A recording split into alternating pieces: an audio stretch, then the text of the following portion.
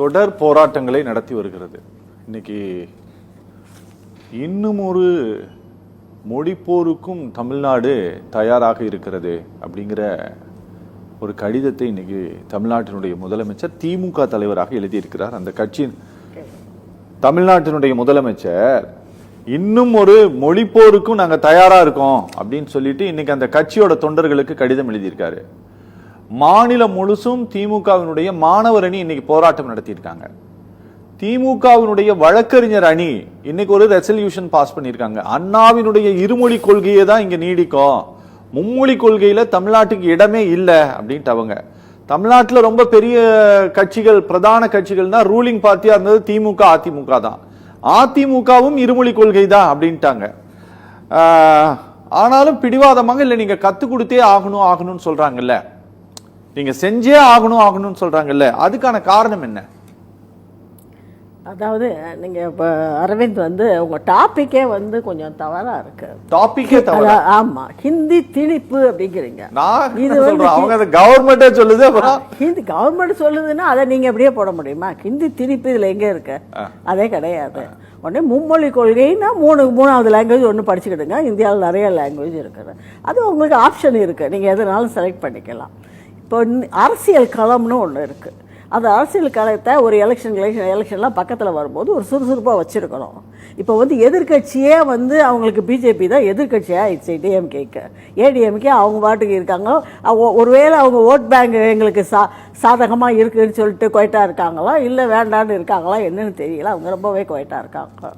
ஆகையினால இங்கே BJP attack பண்ணுறதுக்கு என்னென்னா நேஷனல் பாலிசியை வச்சு தான் அட்டாக் பண்ண முடியும். கொஞ்ச நாள் நீட்டுனாங்க. நீட்டு அதாவது பசங்களை அதை குழப்பி விடுற விஷயமா தான் இருந்தது. இப்போ ஹிந்தி திணிப்பு அப்படின்னு எடுத்திருக்காங்க. இது 67, 66 நீட்டுன்னு பேசிட்டு அது குழப்பி எல்லாம் விடல. சுப்ரீம் கோர்ட்ல கேஸ் இருக்குது. நீங்க எகைன் திருப்பி நிறைவேற்றி அனுப்பிய மசோதாவை எதனால நீங்க பிரசிடென்ட் ஆபீஸ்க்கு நீங்க அனுப்பிவிட்டீங்க, 3 வருஷம் கழிச்சு எதனால நீங்க அனுப்பிவிட்டீங்கன்ட்டு சுப்ரீம் கோர்ட் ஆஃப் இந்தியா கேள்வி கேட்டிருக்கு. எல்லாம் இருக்கட்டும், நீங்க கேஸ் நீங்க அது அப்படியே விட்டாங்க நீங்க சொல்லக்கூடாதுல்ல, தப்பு இல்ல. அதாவது இன்னைக்கு இருக்கிற நிலைமையில தர்மேந்திர பிரதான் தான் சொல்லியிருக்காரு, அந்த ஃபண்டு 14,500 ஸ்கூல்ஸை அப்டேட் பண்ணணும் பிஎம் ஸ்ரீ திட்டத்தில். அதுக்கான ஃபண்டு அதை தான் கொடுக்கல. நீங்க அது இல்லைன்னா அதை கிளைம் பண்ண முடியாது. இல்லையே, நீங்க தப்பா சொல்றீங்களே. நீங்க சொல்லல, இதான் விஷயம். இல்ல மேடம், நீங்க அந்த பணமே கிடையாது.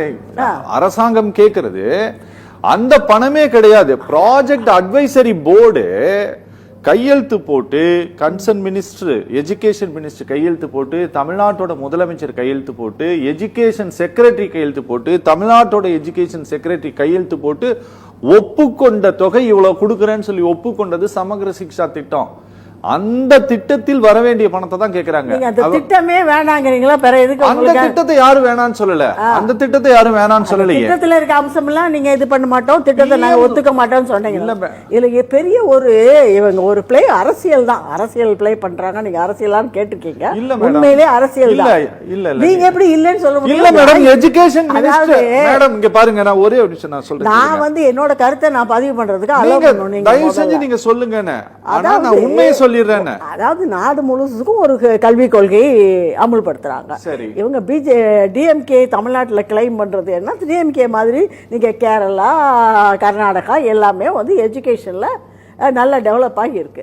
அவங்களுக்கு எங்களுக்கு இந்த 3 மொழி வேண்டாம் அப்படின்னு எதுக்கு சொல்றாங்கன்னா, அதுவே இப்போ வேற சப்ஜெக்டே இல்லை அவங்களுக்கு எலெக்ஷன் ஃப்ரண்ட்ல தூக்கி போடுறதுக்கு.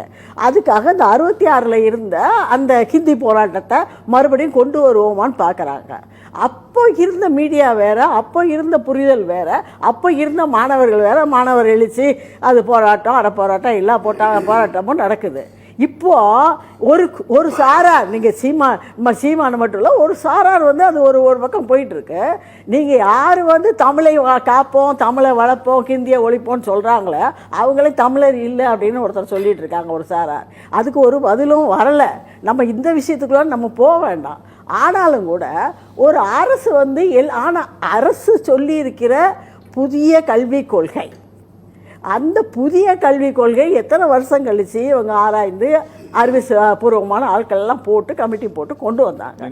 ஆனா இந்த கல்விக் கொள்கைக்கு அகட்ட தமிழ்நாடு வந்து அதற்கு மற்ற மாநிலங்களை விட அது பிரச்சனை என்னன்னா தமிழ்நாடு வந்து ஏற்கனவே கல்வியில வளமா இருக்குங்கிறது உண்மைதான். நீங்க எந்த ஒரே ஒரு நிமிஷம் மேடம், நீங்க எஜுகேஷன் சம்பந்தப்பட்டவருங்கிறதுனால நான் இதை கேட்க விரும்புறேன்.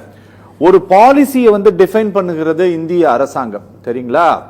யாரு தலைமையில பண்றாங்க அப்படின்னா இஸ்ரோனுடைய முன்னாள் கஸ்தூரி ரங்கன் தலைமையில, இஸ்ரோ தலைவர் தலைமையில ஒரு கமிட்டி போடுறீங்க. ஒரு 12 பேர் கொண்ட கமிட்டி அது. நீங்க இந்த கமிட்டியை போட்டு நீங்க எதை ரோல் மாடலாக வைத்து இந்த நியூ எஜுகேஷன் பாலிசி உருவாக்கப்பட்டதுங்கிற கேள்விக்கு அங்க பதில் இருக்கா? இல்ல. அதாவது எதையும் ரோல் மாடல், ஒரு நல்ல ஒரு வளர்ந்த இந்தியா, எல்லா இடத்துக்கும் கல்வி வளர்ந்த இந்தியா. நீங்க வந்து பாத்தீங்கன்னா அவங்க எல்லாம் சொல்லியிருக்காங்க, அதுல திருப்பி நிறைய போறதுல பேசிட்டோம்.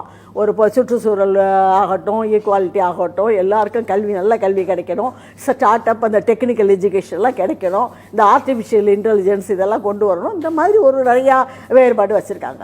ஆனால் நீங்கள் என்னென்னா இந்த இந்தியாவை பொறுத்த வரைக்கும் கல்வி வந்து ஒரு மாநிலத்தில் ஒரு மாதிரி வளர்ந்துருக்கு. ஸ்கூலுக்கு ட்ராப் அவுட் நிறைய 5ஆம் கிளாஸுக்குள்ளே ட்ராப் அவுட் இருக்கிற நிறையா பீகார், மத்திய பிரதேஷ், யூபி மாதிரி மாநிலங்கள் இருக்குது. ஆனால் இவங்க கல்விக் கொள்கைன்னு போடும்போது உங்களுக்கு அவங்களுக்கெல்லாம் வளர்ச்சிக்காக தானே போடணும். ஆனால் இந்த தமிழ்நாட்டில் வந்து நீங்கள் ஏற்கனவே இருக்கீங்கன்னா பணம் எதுக்கு கேட்குறீங்க? ஒரே ஒரு நிமிஷம், நான் ஒன்னே ஒன்று மட்டும் உங்கள்கிட்ட சொல்லியிருக்கிறேன் மேடம். இந்த பட்ஜெட்டில் ஃபினான்ஸ் மினிஸ்டர் தாக்கல் பண்ண பட்ஜெட்டில் நான் சொல்கிறேன், மேஜர் எக்ஸ்பெண்டிச்சர் இருக்குல்ல, மேஜர் எக்ஸ்பெண்டிச்சருடைய லிஸ்ட்டை வந்து அரசாங்கம் கொடுத்திருக்கு இந்த பட்ஜெட்ல. எல்லாம் வந்து தமிழ்நாடு இல்ல நான் ஓவராலாவே சொல்றேன். நீங்க 1,24,000 கோடியோ அல்லது 28,000 கோடியோ சென்ற ஆண்டு கல்விக்காக ஒதுக்கீடு செஞ்சிருக்கிறாங்க, சரியா? இந்த ஒதுக்கீடு செய்த தொகையிலேயே 10,000 கோடி கம்மியா தான் செலவாயிருக்குன்னு நான் சொல்ல, அரசாங்கம் தான் சொல்லுது. இப்ப நீங்க இந்த நியூ எஜுகேஷன் பாலிசி கொண்டு வந்துட்டு, இப்போ ஒரு உதாரணத்துக்கு நான் சொல்றேன், இப்ப நீங்க ஆசிரியர்களை போடுங்கன்னு நீங்க சொல்றீங்க. இந்த ஆசிரியர்களை போடக்கூடிய ஆசிரியர்களுக்காக நீங்க ஏதோ சம்பளம் ஏதோ கொடுக்கறதுக்கு ஏதாவது சென்ட்ரல் கவர்மெண்ட் ஏதாவது எடுத்துக்குதா, பொறுப்பு எடுத்துக்குதா? அப்போ அதை வந்து கல்வி பொதுப்பட்டியல இருக்குன்னு தள்ளி விட்டுருவீங்க, கரெக்ட் தானே? அதாவது இருக்கிற பணம் தான் எல்லாத்துக்கும் சேர்த்து இந்த பணம் தான் இல்லையா? அங்க கொடுக்குற பணம் நீங்க வந்து கன்கரண்ட் லிஸ்ட்ல இருக்கு. ஸ்டேட் கவர்மெண்டோட ரோல் இருக்கு, சென்ட்ரல் கவர்மெண்டோட ரோல் இருக்கு. இவங்க 2 பேரும் சேர்ந்து, அதாவது இந்த பணம் அவங்க கொடுத்தாங்களா, இந்த இப்ப கிண்டர் கார்டனுக்கு அவங்க கொடுக்குறாங்களா, இவங்க கொடுக்குறாங்களா? கிடையாது. இப்ப இது புதிய கல்விக் கொள்கையை இவங்க ஏற்க மாட்டோம்னு சொல்றது ஹிந்தி, அதை வந்து ஹிந்தி திணிப்புன்னு சொல்றாங்க. அதை ட்விஸ்ட் பண்ணி விடுறாங்க, ஹிந்தி திருப்பி தான். இது தமிழ்நாட்டில் இந்த பருப்பு வேகும் அப்படின்னு நினைக்கிறாங்க. ஆனால் இந்த காலகட்டத்தில் அது வேகாது. அது வந்து அரசியல்ல இன்னைக்கு ஆர்ப்பாட்டம், எல்லா போர்டெல்லாம் போய் அழிக்கிறோங்கிறது நிறைய மீடியா. அது அந்த காலத்து 40-50 வருஷத்துக்கு முன்னாடி உள்ள உத்தியெல்லாம் இப்ப கொண்டு வந்தா எங்க ஒன்றும் செல்லுபடியாகும்.